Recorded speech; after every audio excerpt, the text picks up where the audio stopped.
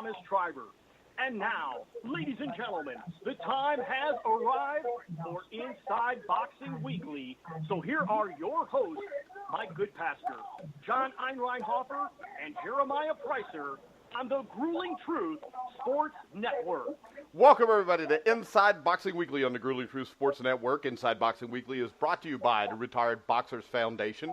So make sure you go to Facebook, check out the Retired Boxers Foundation with Alex Ramos and Jackie Richardson.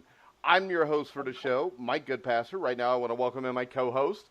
First up, Jeremiah Preisser. How you doing, Jeremiah? I'm always doing well whenever it comes time to talk boxing with you fellas, so you know how it is. Let's get it going.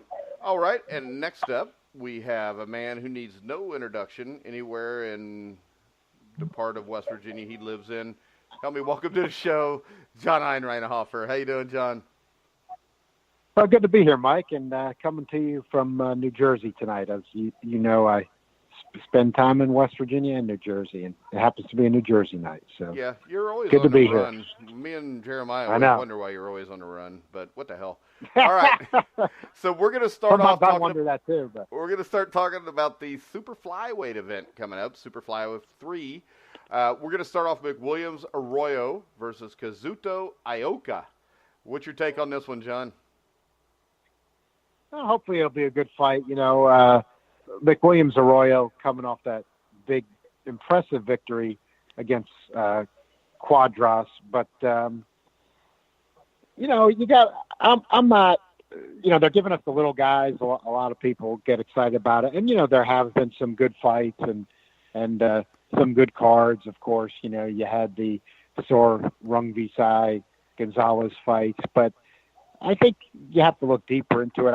I'm not that enthused about this card and some of the matchups. I'm hoping we, you know, maybe get something better than expected. But I think in the U.S., when this card is going up against a Showtime card, I think for myself, it just doesn't have the interest that the Showtime card provides. Yeah, and I think McWilliams Arroyo will take care of Ioka fairly easily, Jeremiah. No, I don't think so. Yeah, well, you're wrong. Well, no. Well, I think what you see on this card is a number of, you know, matches that you know, it's not quite up to par with the previous Superfly cards that we had seen, but you know, well, I think that's more the case in the Estrada fight, the Donizetti fight, but I actually think Ioka versus Arroyo is the most competitive fight on the card, at least in terms of the well-known fighters. Ioka is actually a pretty damn good fighter. He's coming off a little bit of a retirement. You know, he was, I guess he had some personal things going on with his family and whatnot. He didn't stay out for very long, but he's a pretty damn good fighter. I mean, you look at his resume, he's beaten a good number of solid contenders.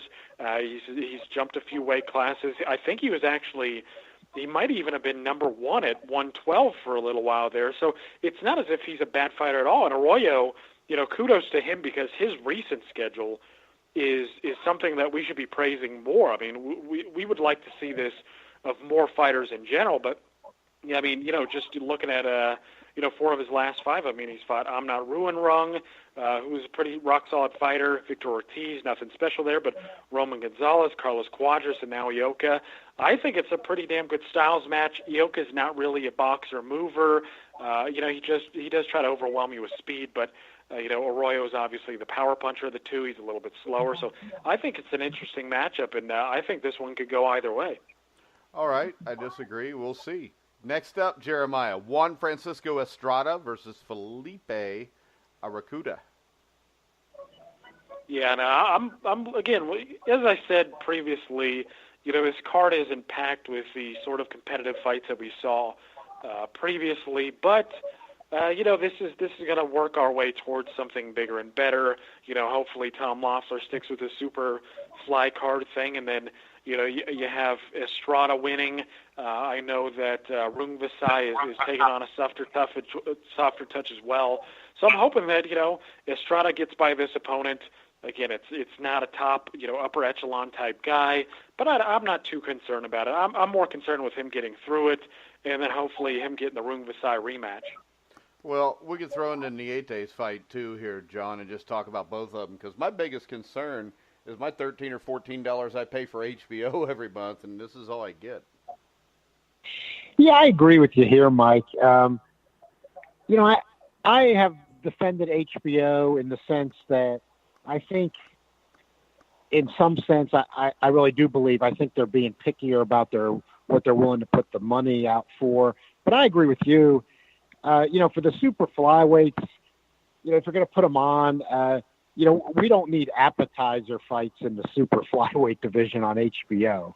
In other words, we're going to get, Estrada or Kuda. If they're going to do this, 115-pound thing on HBO, it's got to be more along the lines, that it was. I mean, these top guys have just got to be facing each other on it. We don't need any appetizers, for our HBO subscription money in the 115-pound division. And I just think, HBO's got a lot more subscribers than Showtime, so they're going to do all right in comparison just based on that. But I think when you look at the two cards put together, going against each other, when we got Danny Garcia and Sean Porter, you got an interesting heavyweight fight in Martin and Konatsky. You got said heavyweight fart. I can't let that go. Yeah, did you notice that, Jeremiah? You said a heavyweight fart. I think that's what he really meant. Yeah. Yeah, maybe it's not that I meant that. That's not what I said or meant to say, but let's hope it's not. But I'm more worried about that in the super flyweight than I am in the heavyweight fight. Yeah, I'd rather watch a heavyweight fart than watch two guys that could ride horses in a Kentucky Derby fight. Next up, we've got Amir Khan versus Samuel Vargas.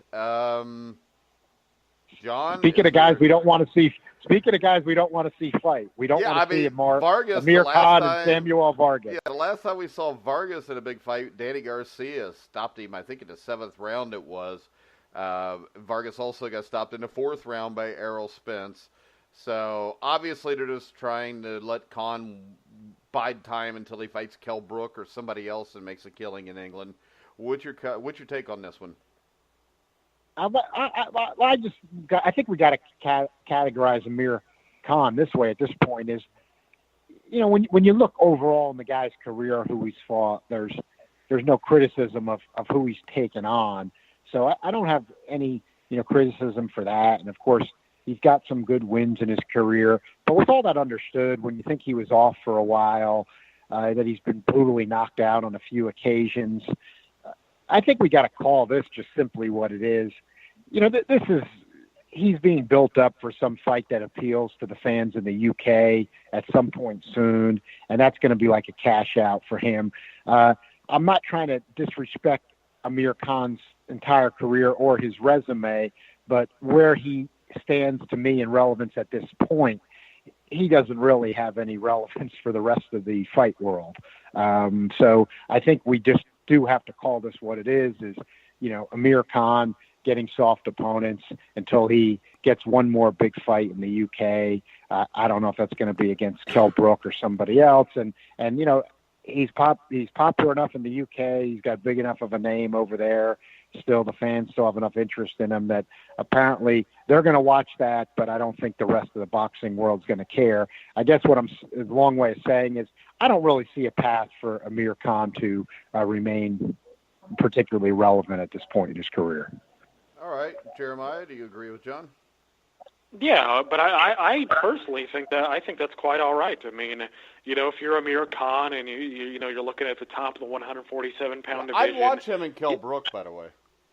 Yeah, exactly. No, that's my thinking exactly. Because if you're Amir Khan, and at this point in your career, you like John said, you can't really criticize his resume. I mean, this is a guy who's taken on all sorts of damn good fighters, and good chin, bad chin. He is one of the rare exceptions, and he deserves to be commended for it in the sense that he's been knocked out a good number of times, but mentally he still seems to have some strength. I mean, he's even after being knocked out a few times, he doesn't show up to fold. He doesn't get tapped on the chin like Ismail Salavi, the Ukrainian guy who had a star amateur background, and a lot of people were touting him as a potential player at 175.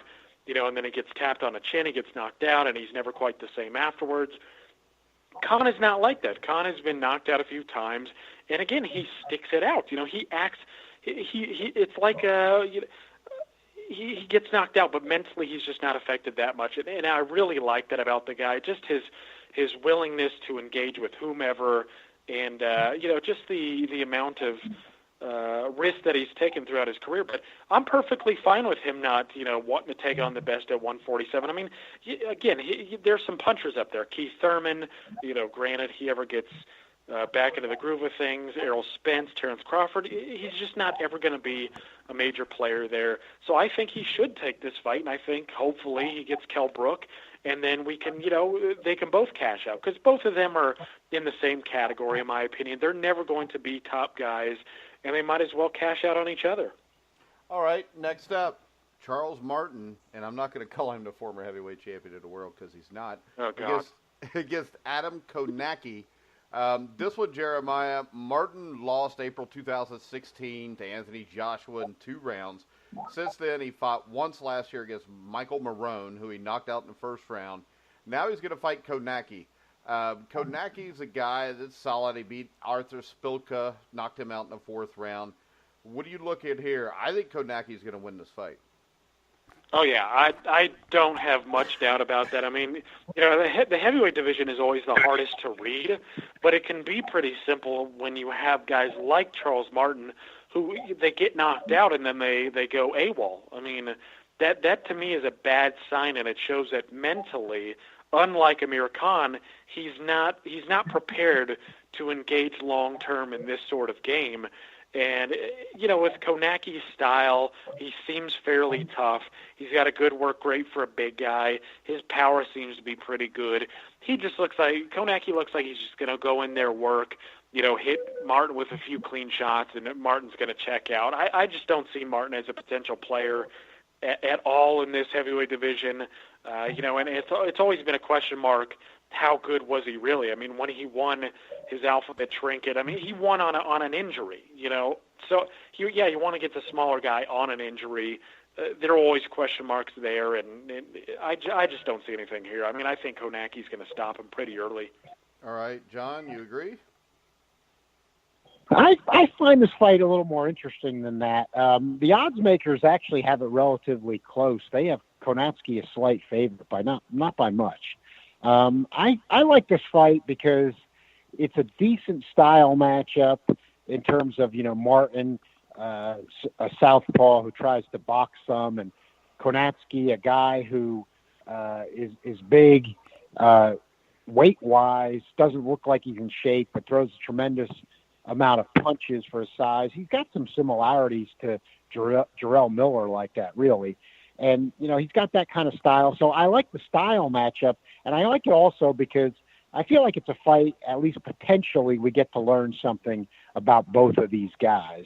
And that's what I find interesting. In other words, there is some curiosity about Charles Martin in the sense, no doubt, he was completely blown out and was not competitive against Joshua.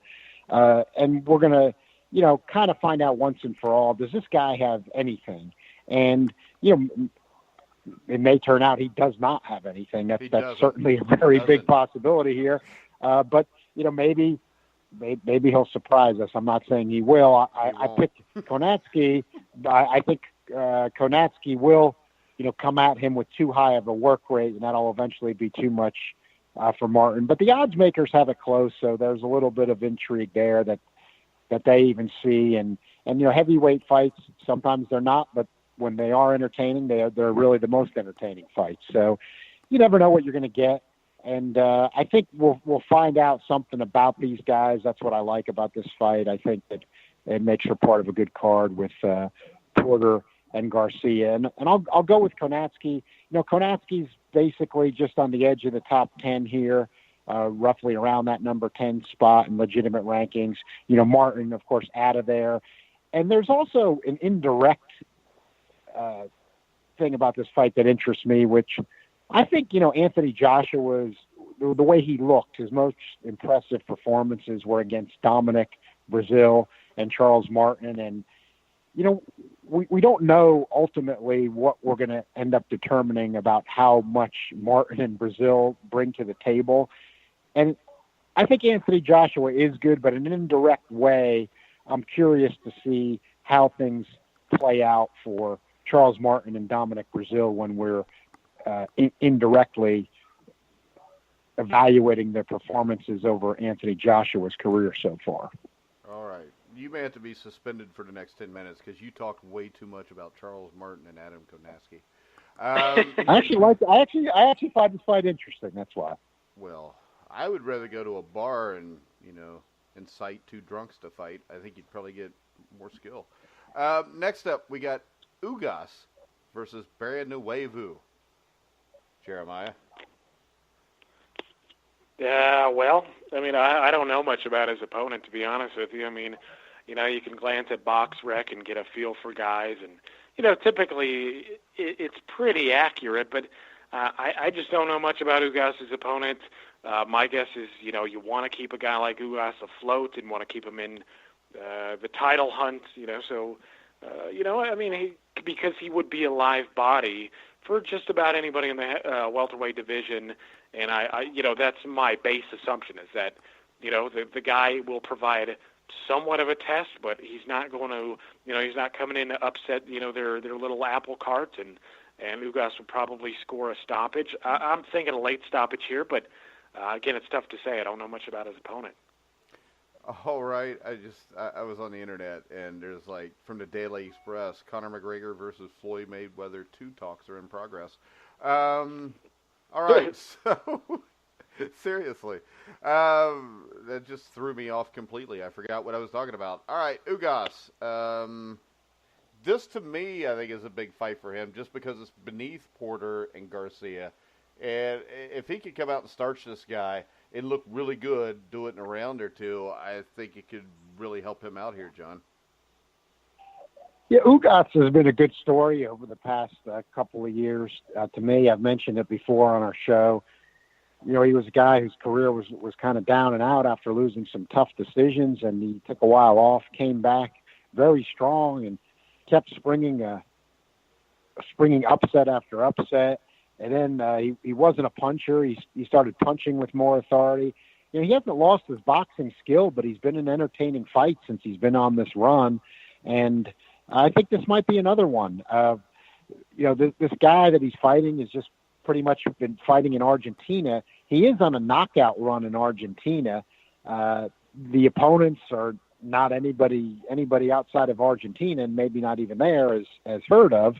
But I don't take BoxRec's ratings seriously, especially at the high levels. I do kind of like them actually for when they get deep and they rank some guys in a division that in the real high numbers that they go through the trouble to do that.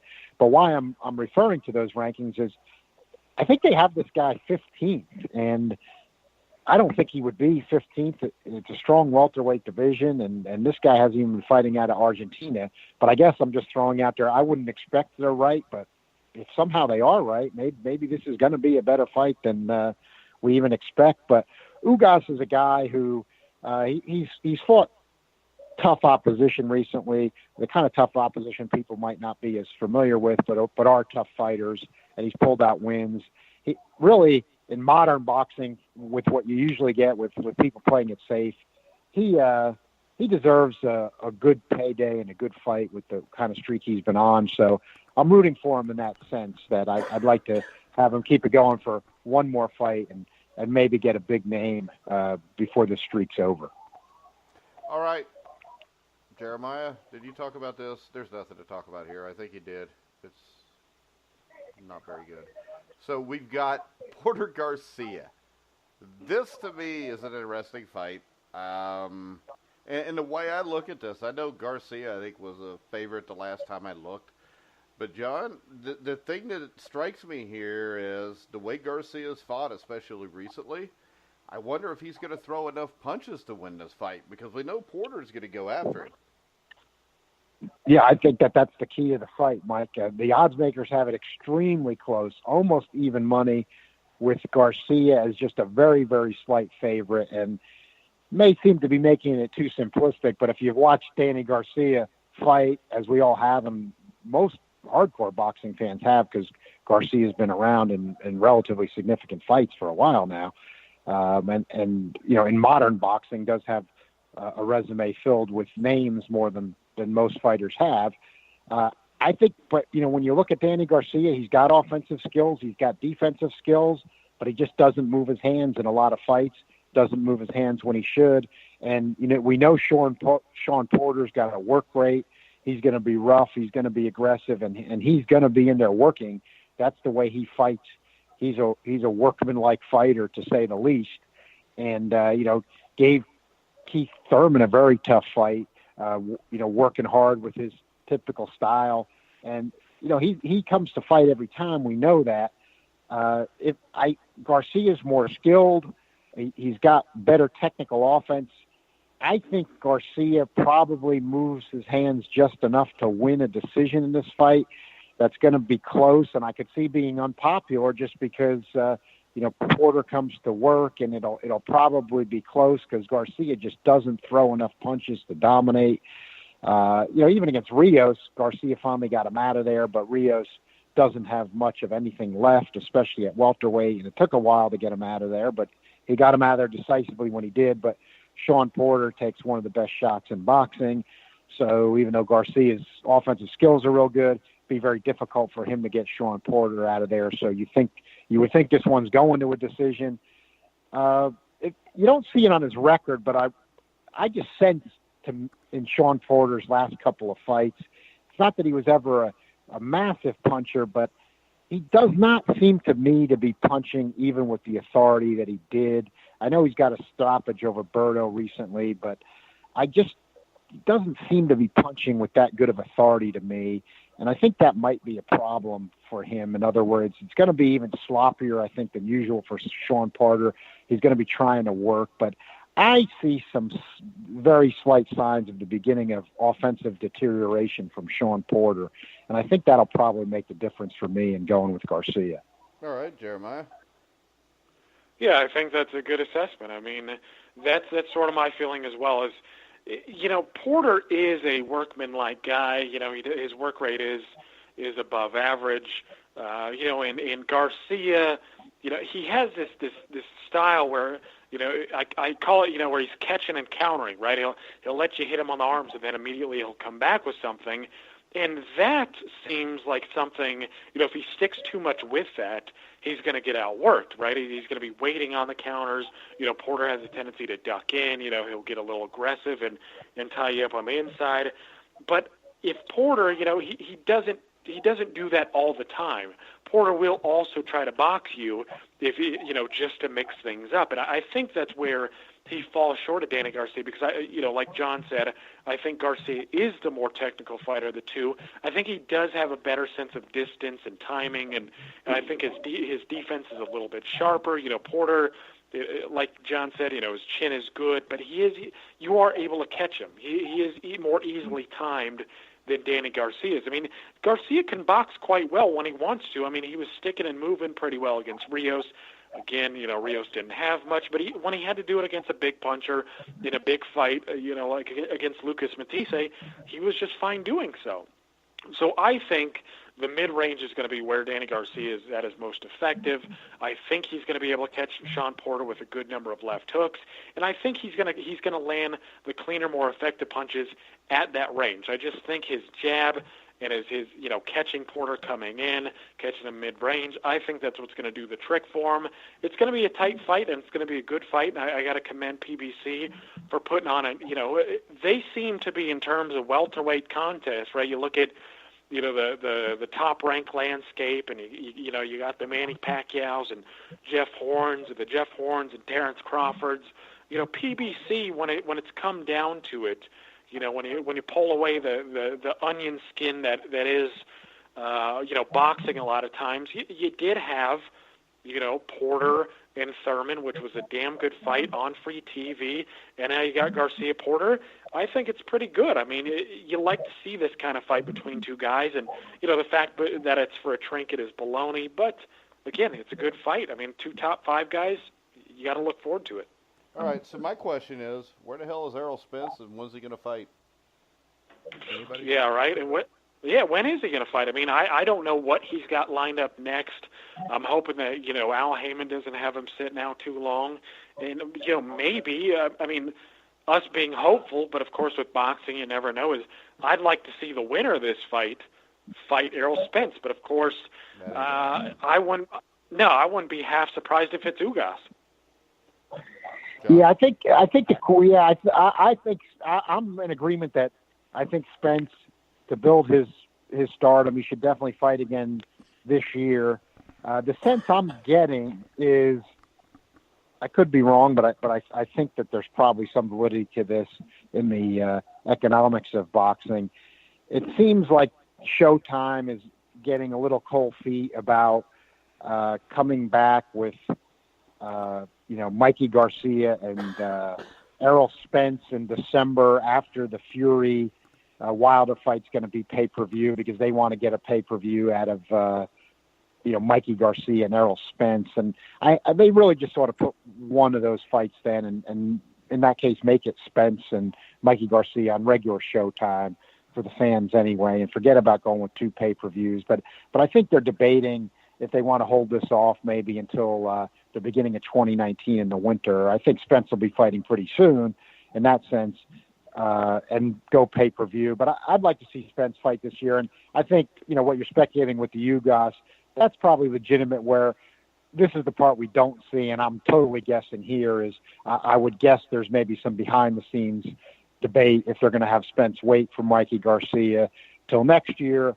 Do they have him fight somebody else in December like an Ugas to keep his star rising and keep him in front of the fans? And I'm just going to take a wild guess that just hasn't been decided yet, but I'd rather see him fighting than not fighting, but my preference would be that they get right to the Errol Spence, Mikey Garcia in December, and if you're worried about 2 pay-per-views, then don't have a pay-per-view. Well, I don't think you have to worry about 2 pay-per-views, because I don't think there's going to be 2.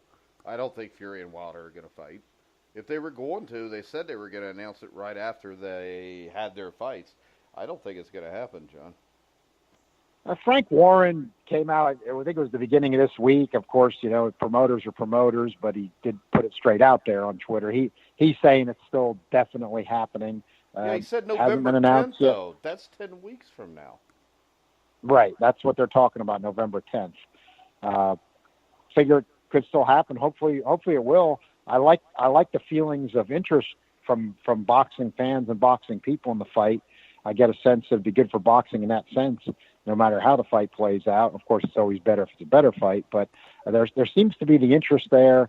You hate to have pay-per-view come back with it, but there at least seems to be some interest there. But it's not official yet. Warren did say at the beginning of this week it's definitely going to happen. But let's hopefully we get an announcement soon. But I think Jeremiah also made a good point about what PBC's done with the welterweights and continuing to do. And you look at guys like they've got Amontis Stanonis coming up. This guy looks like one of the best couple of prospects in boxing. He's a welterweight. He looks to me like he's ready for top 10 competition already. And you got these guys that are somewhat under the radar, like Ugas and Jamal James, who are good fighters. And, Top Rank has Kavalaskis. The welterweight division still is arguably as strong as any division in boxing. And, you've got all those good guys at the top. Of course, Crawford, Spence. I still consider Thurman in there, even though he's laying off. His official reason is he's hurt. So assuming he is hurt, he's only out of the ratings because he's injured. He'll be back. And, you got Porter and Garcia fighting Saturday night. PBC, they also had, Spence fight Brook. You had, Thurman fight, Garcia as well as Porter. They've for what we get nowadays in boxing, they've put a lot of fights out there. And now PBC has got the Showtime renewal announced, and all reports are they're about to get a Fox broadcast deal pinned down. So I think the detractors are going to have to wait for another day, because the future for them with their roster is looking pretty good. Yeah, I would just like to see Errol Spence fight somebody that is actually a good fighter. Because let's face it, he fought an old Lamont Peterson, Carlos Ocampo. He hadn't really fought anybody since Kell Brook, which was a couple of years ago now. I'd like to see the Mikey Garcia fight this year. I mean, I'd like to see it this year. I would take the Ugas fight. At least Ugas is decent. Yeah, I would take that too. I mean, but we've got to get it done. I mean, even I think even more pressing is the stark realization that Errol Spence is damn near 30 years old. I mean, this is not a guy who's going to be around for a long time. I mean, you know, it's a common problem in boxing nowadays where, you know, you look at we've brought it up on shows before where you look at the Ukrainians and, you know, how a lot of these guys are 30, you know, near 30 or already on the plus side of 30. You know, Errol Spence is what, 29 years old?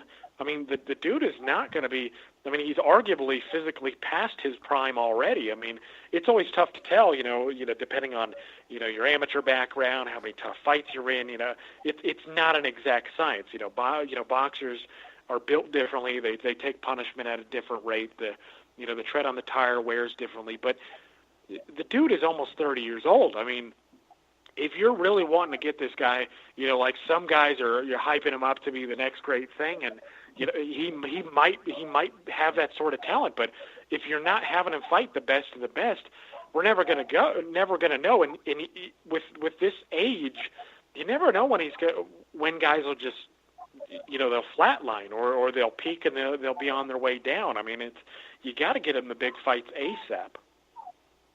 Yeah, and I don't know. The best competition he's faced was Kell Brook. I'd just like to see him fight somebody because all I hear is how he's the next Sugar Ray Leonard and that stupid crap. And it just gets old fighting Carlos Ocampo and guys like that. Well, yeah. I think he will. Go ahead. No, go ahead, Jeremiah. I think he will be, you know, I think he will be that kind of threat to be that kind of caliber, but let Jeremiah go ahead. But I would just say what I would like to see, kind of my rule on that type of thing would be, if let's say theoretically he's going to fight Mikey Garcia by March of next year, then if they squeezed Ugas in December, I'd be good with that. If he wasn't going to have anything definitive in the future with Mikey Garcia, even though I like Ugas a lot as a fighter and like to see him get a big fight, I wouldn't be crazy about him fighting Spence if that was going to be Spence's only fight for a while. Well, you know, the sad thing is we're talking about that, and he should be fighting Terrence Crawford. Yeah, he should. Well, I mean, and that's the thing is, both of these guys on social media barely even acknowledge each other because, in a way, you know, a lot of fans want to see them hype the fight up because that's what we all want to see. In an ideal world, that's what we would get. But instead, you know, we acknowledge, and unfortunately they acknowledge, that the politics of the sport is not going to allow that anytime soon. So if you're Errol Spence, what's on the menu in the next year and a half? Okay, maybe you fight Ugas, maybe you fight Mikey Garcia. Okay, I mean you want to fight the winner of Sean Porter, you know, Danny Garcia. You know, you would expect Keith Thurman to come back. I mean, potentially. If you're wanting to build him into what, you know, some people are claiming that he has the potential to be, you'd want him to beat all those guys. And you know, if he beats them, you know, he's living up more to the hype. But it's like you're looking at a year and a half down the road, and you know his menu might already be taken up, and he might not even be getting some of these guys. I mean, it might be, you know, another Ugas here or another Ocampo here. It's just boxing, and it sucks. And really, he should be fighting the winner of Porter and Garcia late this year. He should be fighting, you know, Keith Thurman early next year, or Mikey Garcia, and then he should be getting a Terrence Crawford. I mean, really, the Crawford fight would be the most ideal fight now. I mean, we're talking about the 1 and 2 guys, but it's just not going to happen. And see, I don't see you talk about 1 and 2 welterweight division, right? Not like pound for pound. Right. Yeah. No. Okay. All right. No, Errol Spence is not on that level. No, can't be. He hadn't fought anybody. Right, exactly. I mean, you can't rest your resume on Kell Brook and expect to be a top 5 guy, in my opinion. No matter how devastating you look against the Ocampos of the world, or you know, even a Kell Brook. I mean, one Kell Brook. But no, I mean, we want to see it get done, but again, it feels like we're spinning our wheels in the mud, because the 1 and 2 guys, the number 1 and number 2 guys are probably going to be the number 1 and 2 guys for another 2 years before we even get that potential fight. It's crappy. John, any comments? Well, I think I kind of see a similar scenario, but I'm more optimistic about it. I mean, from a classic boxing perspective, yes, it's a shame that you're not going to get, Errol Spence and Terrence Crawford, 2 guys at the moment with Keith Thurman out, pretty much falling into the 1 and 2 spots in the welterweight division. But I think there's a lot of bright side we can look at here, which is, you've already real close to a Errol Spence, Mikey Garcia fight, and then look with the guys that PBC has, and you figure a Showtime deal coming up, and then a Fox broadcast deal. When you think you could have Errol Spence fighting Mikey Garcia, the winner of Porter, Danny Garcia, and Keith Thurman, and then maybe Ugas as a guy sandwiched in between, and then to have a guy like Stanonis on the way up, that's a pretty damn good recipe for modern boxing, exposure and quality of fight-wise, and that's certainly not something that is on the horizon for any other promotional outfits. So, with broadcast at least maybe having a chance to play a role in that for at least one fight, you would think if they're going to have this Fox deal, give them a good exposure fight once in a while. I think the upside is definitely there, but I agree with Jeremiah. I think we all agree on that, and I'm in agreement with both you guys on this.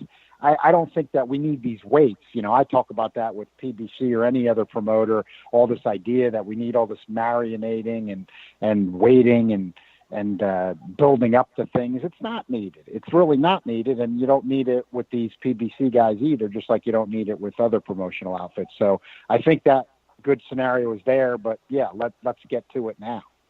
All right, and we got some Jarrell Big Baby Miller news. It says he doesn't want to fight Dillian White right now because his sights are set on fighting WBA regular heavyweight champion Manuel Charr after he has fought 41-year-old Thomas Adamek. I don't even know the question here.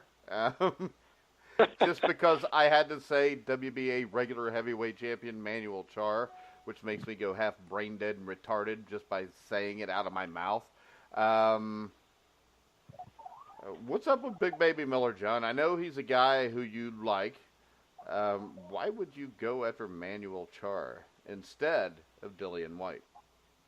Yeah, I don't really like that part of stuff, Mike, and I thought he was getting by with it, but I was a little bit in line with your criticism of him against Duhapa, that the weight just got too high, and I know a lot of people don't like his punching power.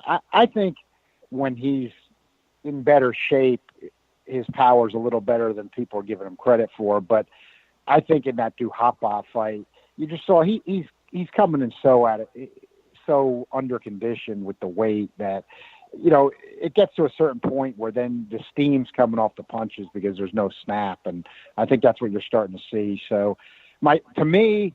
UK fans might disagree, but that's part of the fun of following boxing and having opinions.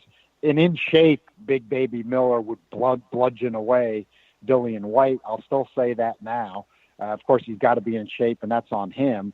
But I still don't have any problem making that prediction. But, yeah, I hate to see him. The Adamek fight, Adamek was a tough fighter in his prime. That's a joke. He was knocked out by Eric Molina. I mean, now, what in God's name can that possibly mean for Big Baby to fight him now? And Eddie Hearn's trying to defend it. Are anybody who's paying for DAZN, are you paying for that, for the DAZN? That should be out of bounds instead of in the DAZN. I mean, that's just a terrible fight. So, Manuel Charr, what again, like Jeremiah says, the trinkets, I mean, because he's got a ridiculous trinket, the WBA regular heavyweight title. We're supposed to care that Big Baby's going to fight him. Is that going to be another DAZN fight?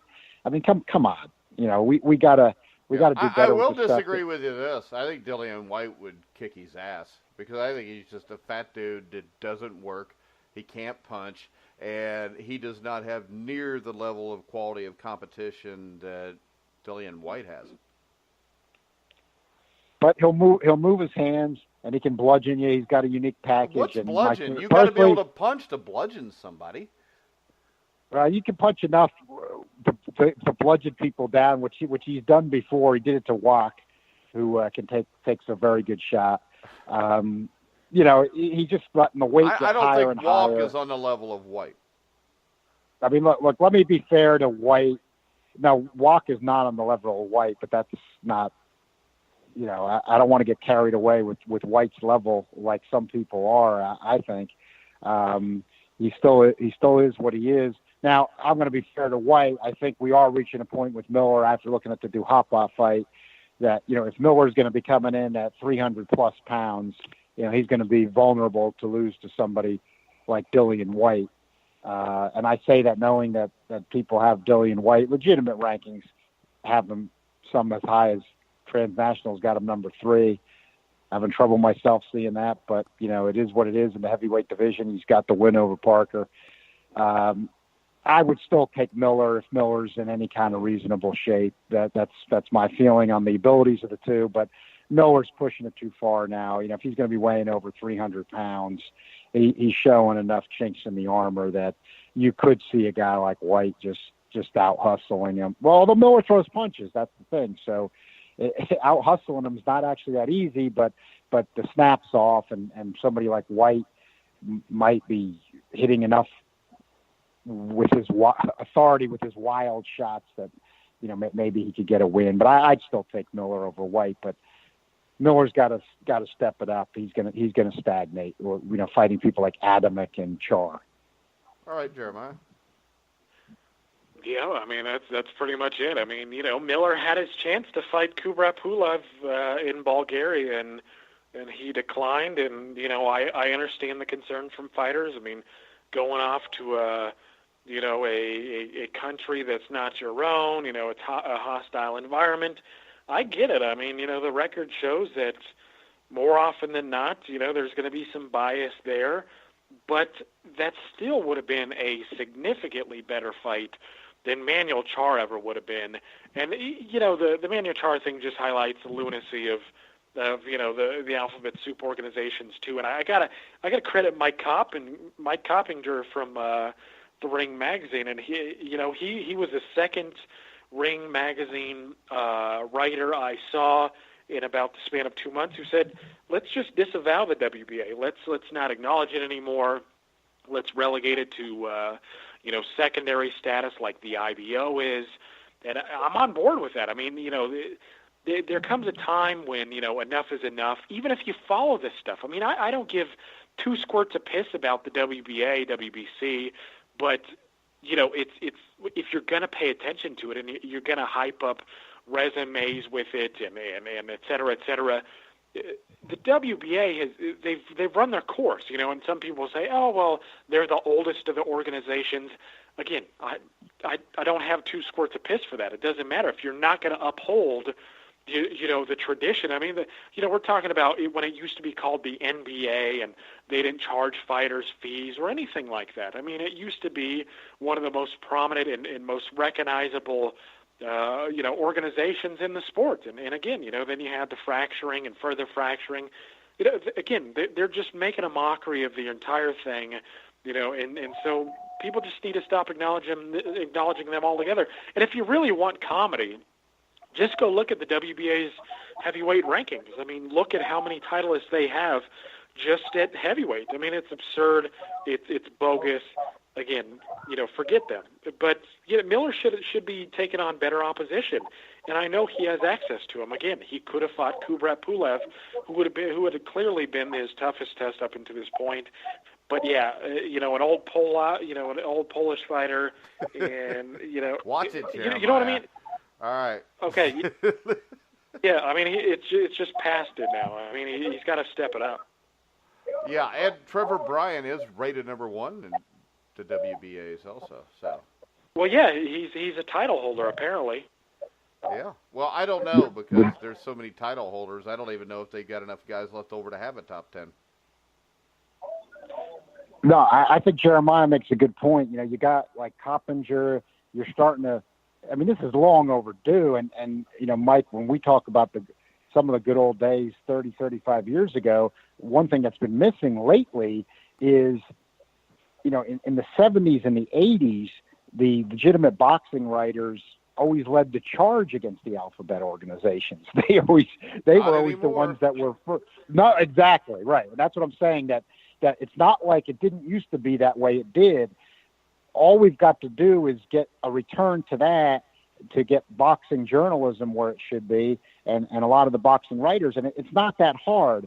But I think, what Jeremiah pointed out is right, is that it's still good that even though we should have been there a long time ago in recent years, it's still good to get back there, because it's not that hard to disregard these organizations. Now, they're starting with the WBA, but it doesn't have to just be the WBA. Yes, they're right about the WBA, and then just take it 3 more steps further with all of them and just start looking at the transnational in the ring, and we'll have a much better sport. It's not that difficult. It shouldn't be that difficult. There's just no credibility left to these organizations, and the fighters will come right along. If the fighters realize that they're not getting any prestige from the fans and the writers, unless they pick up a transnational title or a ring title, I guarantee you they'll start coming along, and that'll be the end of the alphabets. But the boxing journalists and the boxing writers should be in the lead on that. They shouldn't be following. They should be taking the lead on that, and that's the way it used to be, and that's what it needs to get back to. All right. Other boxing news. Sergey Kovalev has exercised his contract option for a rematch with Eliader Alvarez, but it's unclear whether HBO will televise the fight. According to Dan Raphael, HBO doesn't want to pay as much for the Kovalev rematch as they would have if Kovalev had won the fight. Of course, if he'd won the fight, I don't know whether it'd be a rematch. But when we look at this again, John, I would rather see a rematch between these two than Super Flyweight 3. I would too. This one, I think Kovalev's making the right decision for his career, even though it's certainly a high risk and a risk that he's going to lose. I think he's making the right move. He was winning the fight at the time he got stopped. Again, this is a fight I'd rather see than what the other stuff HBO is showing. But even though I want the fighters to make a lot, I do think, though, HBO, they get criticism, but I think in part, though, not for this fight, but I think in general, though, they're on the right track. That, these promoters were just asking too much for these matchups that they were providing, and there needed to be a restructuring. It couldn't be where every decent fight HBO got ended up having to be on pay-per-view to try to make it work budget-wise, where you're ripping off fans that are already paying, like you said, Mike, you're $15 a month for HBO already. I would like to see the Kovalev-Alvarez rematch. I think it's a good enough fight that you would think that HBO would try to work on picking up that one, but I don't know how much they're asking for it either. So before I condemn HBO, I'd like to see the numbers. But I think for his career, Kovalev's making the right move. I hope if HBO doesn't pick it up, it ends up on some kind of a decent platform, not a pay like ESPN Plus or DAZN. That's where it might. You're guessing that's where it might be headed. So I don't know. We'll see. I don't even know if they know how it's going to play out. But at this point. DAZN is only like $9.99 a month, and the fight that they're having this September is already better than anything HBO's had. Well, you know what, though? Let me add something, because this actually was something that exists, and I don't know, though, what the budget would be. Main Events is supposed to have a secondary deal with Golden Boy and Facebook. I think to occasionally be on that Facebook deal. I don't know if this fight, I'm assuming this fight might be too big for that, for what the budget is, but that does exist. So I don't know if that's within the realm of possibility or not. All right. We'll finish up. Anybody watch 24/7? Yeah, I got to admit, I haven't seen it yet, I must say. How would you not see it if you're going to be on this show, John? Come on. I didn't ask if you guys have seen a Contender, because I knew John wouldn't pay the $5 a month for the so I left that alone. I got to check if I have FX or not. See, I haven't even checked if I have it on my. You got to pay $5.99 for it if you do, but it's actually been pretty good. I didn't get to watch all the second one tonight because my son wanted me to pick him up, so I had to pause in the middle of it. So right now, I have my HBO though, so I might see the 24/7. But I got to be honest. Well, you can catch it on YouTube. You can catch that on YouTube. Okay. I never found it on YouTube, there, at least not after the first one.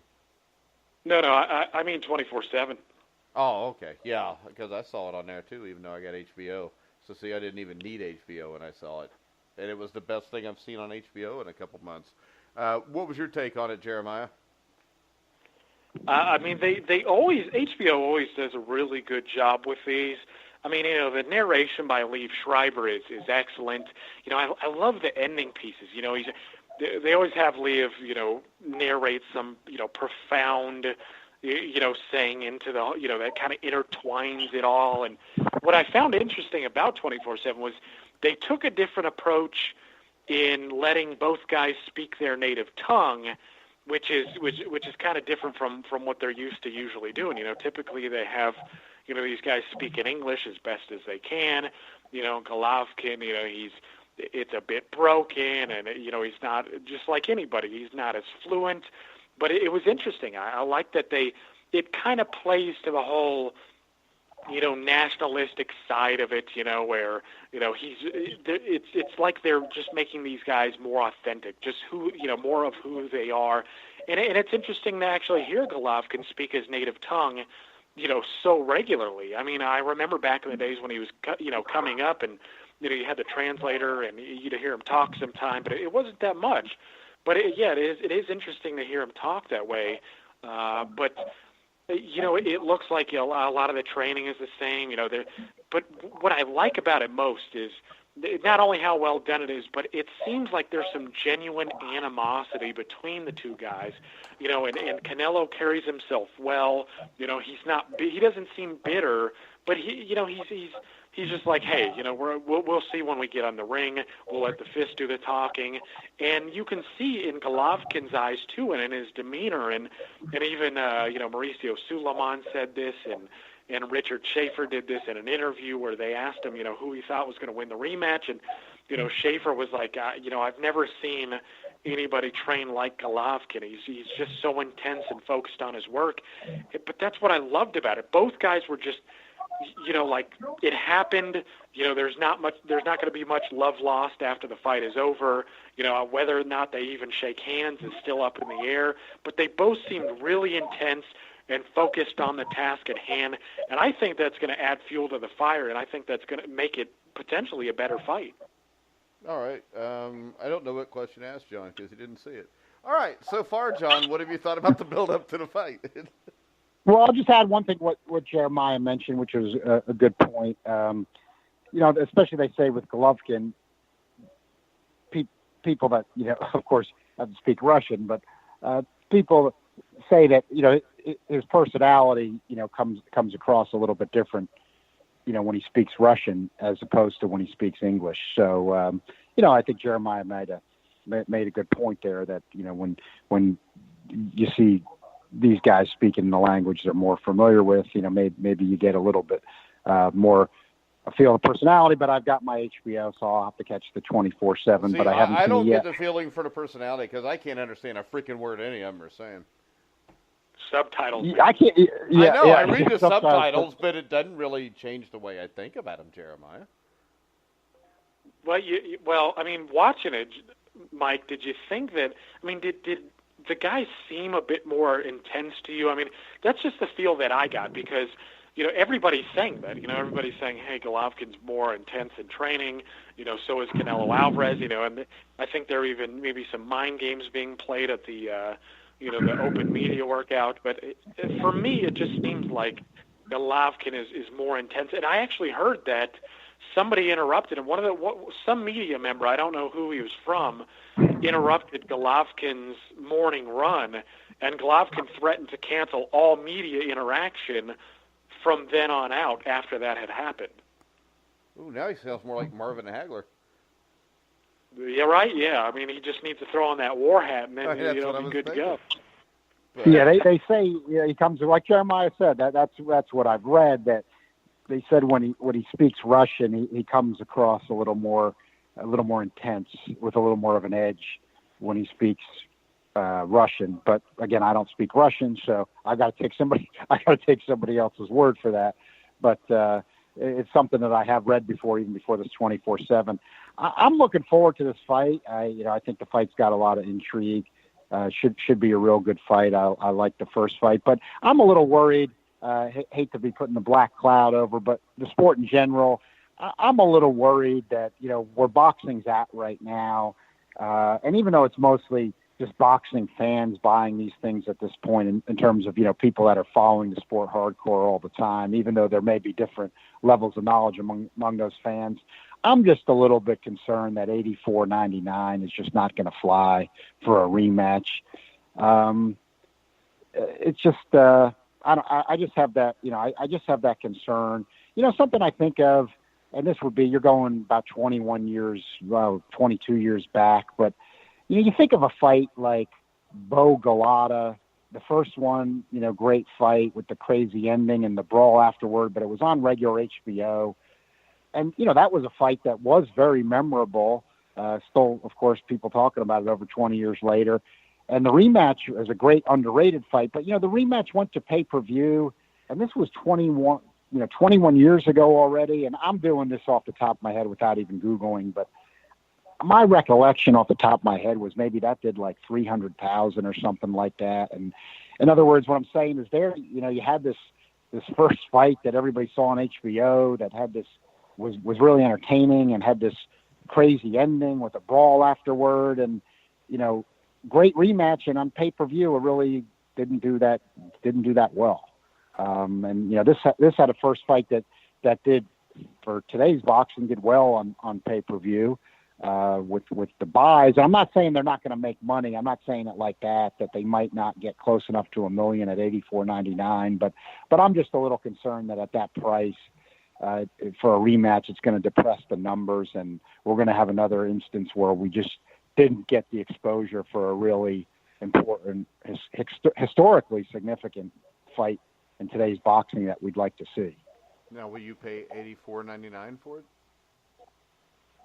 I think for this particular fight, I'm probably going to grit my teeth and do it, and I just like to do that as of course we're covering it, so I have to see it, but just from a fan, I like to take it from a fan's perspective now, what I'm saying to fans in terms of what direction we want the sport to go. Should you buy this? Should you boycott it? I mean, it's the best fight really that can be made in boxing. It was $79.99 last year. Right. And the undercard is improved. I mean, I like Munguia. Yeah. He's not against name opposition, but he is a young, entertaining fighter. O'Sullivan. I think Spike O'Sullivan might be able to beat him. And that's an entertaining fight. It should be entertaining. It's the kind of style matchup that Lemieux can put a more entertaining performance. With Lemieux there, we just got to make sure he makes the weight and he's in shape. Lemieux is a guy whose really conditioning is constantly in question. But I like the fight. I mean, for what we have in boxing today, I like the undercard. Now, things aren't always the way they used to be. It's not an undercard on the level of 25 years ago. Frankly, we forget that. It's better than the Bob Arum undercards. It's not as good as the undercards. Right, it is. It is. It's better than the Arum undercard, and it's better than what we've been getting lately. I like it, but I just then hated to see, okay, they give us a good undercard, which is what we need. Get a few more buys, and then it goes to $84.99. I don't know. This one's kind of hard to call on buys, but that's the way I'm leaning towards. That it's not going to maybe get massively depressed, but being a rematch with the price, even though the undercard's better and it's an interesting undercard for today's boxing, that the numbers might be down a little bit. Well, I think this also. I think ESPN's probably going to cover this even more than what they did before, just because of all the boxing they're showing now. So I think you may get a little bit of a bump out of that. The thing I'm worried about, Jeremiah, is just what if you get another decision that 90% of the public thinks is BS? That can't help. Yeah, well, I mean, in boxing, you never really know, do you? I mean, it seems, of course, we know how far that goes, but it seems like there have been some safeguards put in place to prevent something like that. Tom Loeffler was, opposed to putting Tony Weeks in there. I think largely on his performance in the Kovalev fight, with the general feeling that it was stopped a little early, and there were some low blows involved. So it seems like, again, there are some measures that are being taken, to prevent that sort of thing. But, of course, you look into it, and any one of us who knows boxing, a close decision is not bad monetarily, and I think that's part of the reason why the pay-per-view price is actually jacked up, because Oscar De La Hoya and Canelo Alvarez, they gave up a greater portion of their share this time. Well, and the steroids sell because now they hate each other, and you can sell that also. Right? Yeah, exactly. So, but it's, and if there's controversy surrounding the decision, again, that gives you, okay, well, I guess we need another fight to clear it up. And of course, that would not play into Golovkin's hands. The guy's already 36 years old.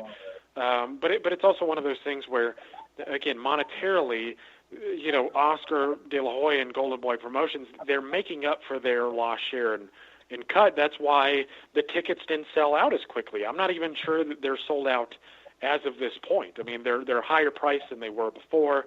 The pay-per-view's higher priced than it was before, so they're making up for it. But you never really know. And unfortunately, a lot of boxing fans are sympathetic to Golovkin's plight, and they want him to emerge victorious, and they want this to be a sort of cherry on top of all that he's been searching for in terms of legacy, and to get another decision that most people would disagree with would leave a bad taste in his mouth. But again, you could milk it a little bit more, and I don't want to see that. I want a clear victor. I want a real verdict.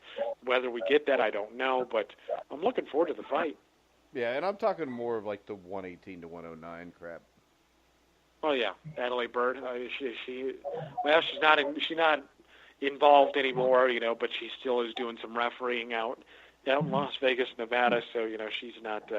It's one of those things. Like, I mean, we're talking about people who consistently score judges or score fights poorly, and there's no repercussions, no solid, firm repercussions that prevent these people from making the same mistakes twice.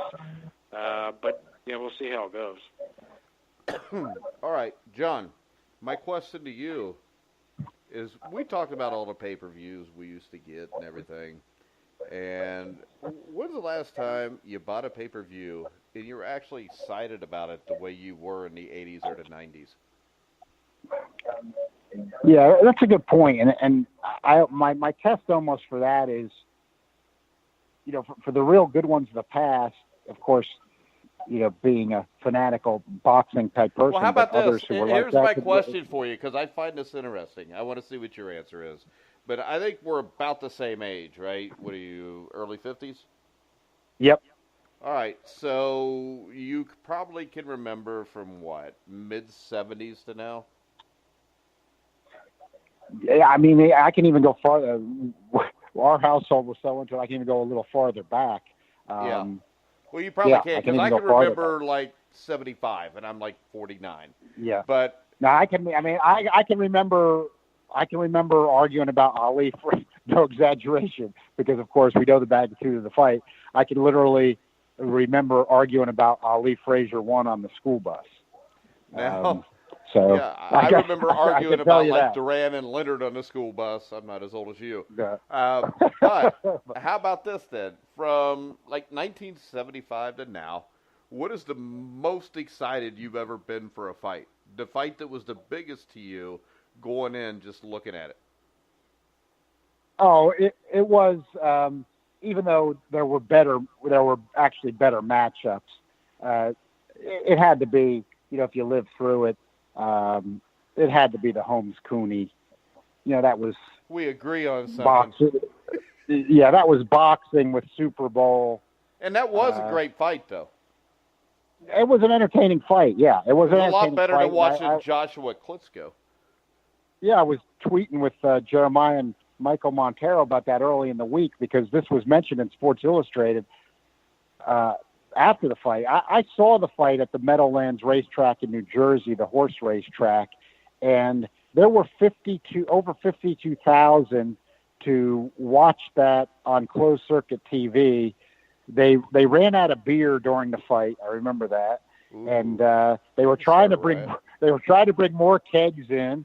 And when the lights went off for the main event, I remember they had all the fans were not allowed onto the racetrack area in the infield, and there was New Jersey State Police surrounding it. And as soon as the lights went off for the main event, you just saw this mob go over the railing and run across the racetrack onto the infield to get a better view. And the state police just gave up and let them go, because they wanted to watch the fight. And you just saw this mob on the infield, and everybody watched the fight. I actually got to watch the fight at my house in front of my TV. Do you remember On TV? No, I didn't think there was any kind of capability like that then, but if you did it, I guess there was. We got On TV in 1979, and On TV was a station that you had to have a box to get it. We didn't have cable where I lived, but we got On TV, and On TV was on at like 7 in the evening to like 3 o'clock in the morning. And with On TV, the first fight that we got to see on pay-per-view from our home was Ali Holmes. We also got Leonard Hearns. We got Holmes Cooney. We got Benitez Hearns card. And then On TV went out of business, I think, in the mid-'80s, but it was just in the Midwest. But we got to see Holmes Cooney on our TV set for $15. I've still got the little flyer that came in the mail telling you could buy it closed circuit-wise. And I remember we literally probably had 40 of my dad's closest friends in the house to watch the fight. And, I mean, that was a fight that was beyond maybe any sporting event I've ever seen, just the anticipation of it. And I hate to admit it, but a lot of it was racial just because of the way the fight was built up. Yeah, I mean, that was the build-up to it, and it was used in the build-up. And, you saw a lot of it going on. And, of course, I'm from New Jersey, and Cooney was from, Long Island nearby. So, he was well known on the way up. I mean, people were talking about him, around the New York metro area for a long time before that. His fights were in the New York Daily News on the way up, and they made a big deal, when he fought Dino Dennis, who was also out of New York. But it's kind of funny. Personally, though, I was not a fan. I was not a fan of Cooney personally on the way up. I just felt like, it was, he had some ability, but that he just was, steered by Rappaport and Jones, the safe route. And I found it, personally getting annoying going into that fight. And I can tell you the way, like you said, the buildup was, though, and stuff that I was definitely in a minority with my opinion, with the people that I was around, that's for sure. But so something that I don't like white people, basically. Is that what it No, is? had nothing to do with that. But it definitely was a racial buildup, and that part of just the Cooney well, the one career thing about buildup that did annoy. But I did think Cooney performed well though in that fight. Oh, it was a damn good fight, especially the 10th round. Yeah, and I remember when it was over, and this is what I thought was a shame, though, about Jerry Cooney's career after that, was that, then I remember when we were driving home that night, and I was thinking, Cooney performed well enough that I thought, and, there were skeptics who knew the sport well that didn't put him in this class before the fight, that, you thought after that fight, hey, I'd love to see this guy, in with Michael Dokes or Greg Page. He'd have a chance to win. Certainly Page or Dokes would have a chance to win. It'd be a good fight. And then Cooney, and Jerry's talked about this himself. He got depressed and he was drinking. Yeah, he's been very open about it, so he never denied it even at the time. But he went inactive and he didn't fight, and we never saw that. We never saw what that level would have been if he would have tried to progress naturally upward after that. So but the good thing about Cooney getting that fight in '82. He probably did deserve it at that point because Holmes had wiped out pretty much the entire division, and guys like Page and Dokes were still pretty young. So, I mean, it was all right with me, put it like that at that point. Well, everybody, yeah. I mean, everybody wanted to see it. I wanted to see it. We all wanted to see it. So, it definitely was an unforgettable one. And if you read the articles from back then, you get a little bit of the feel if you of how big it was. Holmes was mad because Time Magazine had Jerry Cooney on the cover the week of the fight with Sylvester Stallone, because I think Rocky III was coming out about that time. Yeah, and he had to give him an equal payday, and President Reagan had a phone line tapped into Jerry Cooney's dressing room, but not Larry Holmes. So, Larry had a lot of things that annoyed him about that circumstance, but I think he gets along with Jerry Cooney well now. I think you asked him about that, Mike. You had him on the show. If you listen to him, I've had them both on the show, and both of them spent 5 minutes telling me how great the other guy was. Yeah, I think the respect gets earned, and I think let's hope, and I think we've seen that a lot. I was thinking when Jeremiah mentioned that, maybe we always think it won't happen, and it might happen with Canelo Alvarez and Gennady Golovkin, in 2 weeks. They might have a great fight, and they might be having all kinds of respect after the fight. You never know in boxing like that. Holmes and Cooney. But I'm just saying you might get that, though. I don't care if they like each other or not. Let's face it. One of them speaks Spanish, and the other one speaks Russian or whatever. They're never going to understand each other anyway. Well, yeah, and I would think that, again, I'm not old enough, just so the crowd knows, I'm not old enough to, be around for that. But I think another thing, too, is boxing really is a case study in this sort of, inherent tribalism in man. And, in today's world, you don't really want to play that up too much because, you could potentially be hit over the head with a bigot stick. But it is the bigot. Do you know what I mean? But it is a good selling point. Yeah, but you do know this. If you were to get a big white heavyweight knocking people out again, it would be sold that way. Oh, absolutely. If Tommy Morrison's son, if he happens to be, even remotely the goods, yeah, he might be pretty good too. But if Adam Konecki, even though he's Polish, so he's not quite as identifiable. Right, of course. He's a good sell. He's a good sell in this area, though, in the New York, New Jersey area. He grew up in Brooklyn.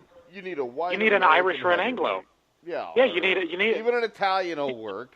I mean, a Polish guy will work around it here too. But I don't know. It's just boxing. It's boxing needs to get some of its popularity back to even.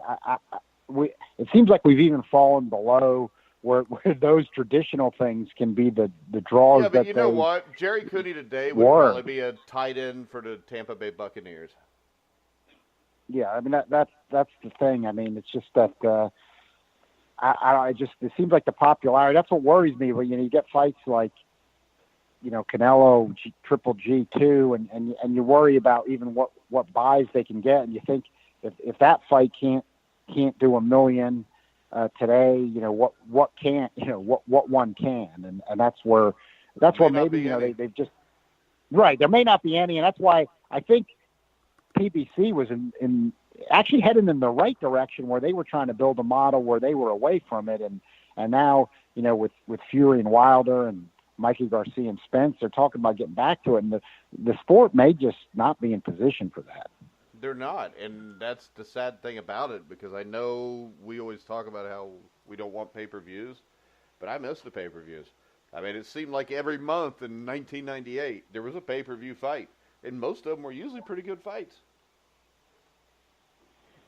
Yeah, well, I think even by then they were going.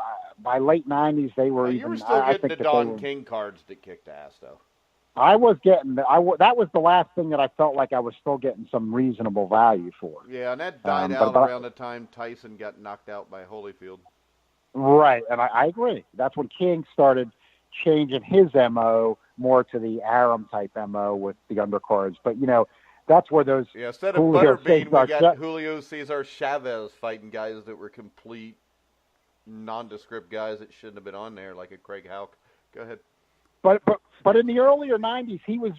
See, that's the thing, though. I was getting those Julio Cesar Chavez cards had good undercards, and they were lower priced. Yeah, but the thing that got King was bad doing is that when regularly. Chavez become the undercard guy, and he's fighting like Larry Crozier, and you knew the thing was probably going 10 boring-ass rounds, and then they were going to act like Chavez could go beat somebody, and he couldn't anymore. Oh, you're talking about, when it got really bad, then late Yeah. 90s. I mean, it was better than the Bob Yeah. Arum cards where you got the roided-up, fake-titty Mia St. John, and then you got the hamburgered-up, big old titty Eric. Yeah, that stuff was right. That was awful. That stuff was awful.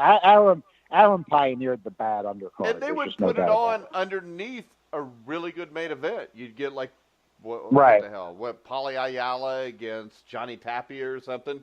But you had to get through Butterbean and Mia St. John before that. Yeah, the Arum Top Rank, to me, I always blame them for pioneering the bad pay-per-view undercard. Well, it was the circus sideshow. Well, they just figured out that if people were going to buy it for the main event, in their mind, they weren't going to give you anything else. They gave you a circus idea was sideshow because you got to remember this. There was a lot of guys back in the late 90s that wanted to see Butterbean fight for some reason. There were. I mean, and even today, there's people that still talk about him. Hey, that talk about him. Before we get done, I do have a question that I saw that's blowing up all over the place. And, I mean, John, since we've let Jeremiah pretty much corner the last half hour of this show, I'm going to start with you. Do you think Frank Bruno would have beat Muhammad Ali's ass? Oh, geez. I don't like Frank Bruno's chances against Muhammad Ali. Do you like Frank Bruno's chances against Butterbean? Yeah. Frank Bruno's 60-40? Frank Bruno's okay. All right, but I think Mia St. John takes him. I was surprised that Mia St. John went the distance with Christy Martin. I remember that. Yeah, that was pay-per-view. You paid for it just like I did, didn't you? See, I think I got to admit, I think I paid for that. Yeah, I paid John for was that probably too. ringside. The worst part about me paying for it is I fell asleep before the main event even came on, and I woke up after, and I'm just glad I recorded it. I know. I don't think I've watched it. I still don't think I've watched it. Yeah, you don't have to. You don't have to watch that one. Yeah, well, that's why I didn't. All right, Jeremiah, you got any final words since we've ignored you? Yeah, well, now, John was probably ringside for that, cheering on the coal miner's daughter in West Virginia there. Now, I just wanted to add a few things, just two quick tidbits. So the WBC, man, it hurts my soul, even spouting out that acronym. But they are putting a WBC trainer's title on the line for Danny Garcia versus Sean Porter. A what title? A trainer's title. What the hell's that? So, I don't know, man. I guess whoever wins, they get a trainer's title. I'm not. So sure. Danny Garcia's dad could be world champion trainer? Yeah. I didn't know what it was either, but that's what it is. Well, that's gay. Yeah. That's super gay. But that's like Elton John gay. But yeah, it's like who is that? Who's that? Russell Simmons, Bill Simmons, the workout guy in the '90s. The always wearing the pink and spandex and stuff. Russell Simmons founded Def Comedy Jam. I think you're talking about the little Frode guy. And Yeah. I know John knows this because John used to work out to his videos. What is his name, John? Gene Simmons. Gene Simmons. I believe he's referring to Richard Simmons. Richard Simmons. Richard Simmons. There we go. Yeah. No, that's how gay this title is. But so besides that absurdity, I just wanted to make another note of. So there's this guy in Thailand, and it's not often that you see a guy get to 100 fights in a career anymore. But this guy, whose name is Sirim Khan, whatever, I don't know. He's 96-4, and he started his career off at 115 pounds. He's fighting a guy he's 96-4 and 0 with 61 knockouts. Is he fighting a guy Char for the WBA regular heavyweight title? Way worse. He's fighting a guy who's 0-6-1 for the vacant Thai light heavyweight title. That fight already took place. But yeah, this is the sort of fights that we're getting. You know, we're but getting it's for guys. the tie title. Ties usually aren't that big, so they may be the only two guys at 175 pounds in the country. Yeah, they very well they could be. Well, I mean, the then dude it's who's legit, Jeremiah. If there's only two guys, they've got to be 1 and 2, and they got to fight for the tie title. Yeah, it's like Seferi and whoever the guy rated above him in Albania was. Yeah, and I mean, that could be pay-per-view. All right, John, anything else? No, just I had to check and see what the WBC trainers title was supposedly. I'm at the point, and I think some people are starting to realize this now as well. I'm starting to hope that they just get so ridiculous with all these alphabet belts and making up stuff that any person with any sense just has to start ignoring the whole alphabet thing. Oh, I thought you were going to say any person with any sense would actually be a WBA titleist. Yeah, well, that's what I'm hoping that they get to, so that everybody has to start ignoring all the alphabets. That, you know, let them just start giving them away when everybody's got one, and then anybody with any sense of reason has to realize that they don't mean anything. Yeah, when everyone's a champ, no one's a champ.